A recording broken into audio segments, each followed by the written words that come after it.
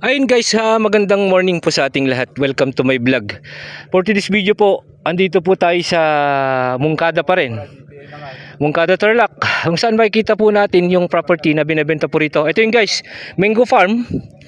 Ito po, yung bakante na to. Mula po dito, diretso po yan. Diretso po hanggang doon sa dulo. May balag po. May balag po. Tinataniman po lahat ng gulay yan. Ito. Saan ba? Ayan, yan. Balag po yan. Tapos may kubo po doon. Ito yun guys, yung mga mangga niya. Ayan. Bumibilang po ang mangga niya ng 35 na puno mangga. Ayan, namumulaklak po siya. And then mula po dito sa Barangay Road hanggang dito po.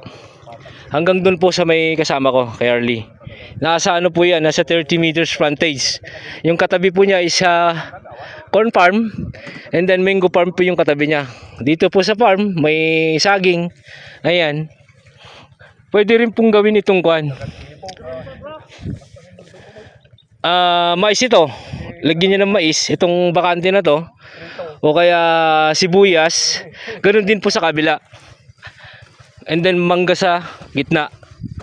Pakita ko po sa inyo. Kasi po dito sa may side by side niya, isa bakante. Ayan. Bakante po siya. Para hindi po masayang yan, pwede pong taniman ng gulay, mais, palay, pagtagulan. Yun po yung kubo. Yung sinasabi ko sa inyo. Sa may dulo. Yun. May kubo po siya doon. And then kayo naman po nito is nasa Barangay Road. Soon to be, sementoin po ito. Yung end po ng cemented dyan, isan dyan lang po. Nasa 300 meters yun po. Makikita nyo yun yan. Ayan, cemented po yan. Itutuloy po ito, farm to market road. Hasal po dyan sa bayan ng San Manuel. Bayan po ng San Manuel ito. Pag dito po kayo dumaan, wala po pong 1 kilometro. Pero pag dito po sa may main road, nasa may 1 kilometro po dito mula dito sa may property. And then San Manuel Bayan and then Mungkada Bayan. Mga malalapit po ito sa mga bayan-bayan, itong property na to. Ayan, ulitin ko po. Lot area 5,000 plus. Kulang-kulang po na 6,000 yung lot area.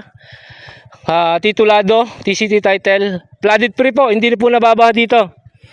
Ayan guys, kung makikita nyo, yan po yung muhon. Ayan, muhon po yan.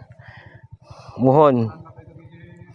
Tapos yung muhon po doon masukal, hindi ko po mahanap. Ayan. Na ang may-ari is buhay pa po. Andito lang po din sa Mungkada Tarlac. Ayan. Sino mo magkakagusto dito sa property, tawagan nyo na lang po ako sa number na nakalagay po sa screen ng video. Didirect ako po kayo sa may-ari. Kayo na po bahalang mag-usap sa presyo. Kayo na po bahalang tumawad. And then makakausap nyo rin po yung seller just in case.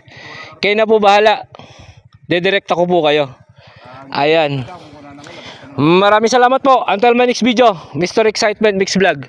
Maraming salamat po.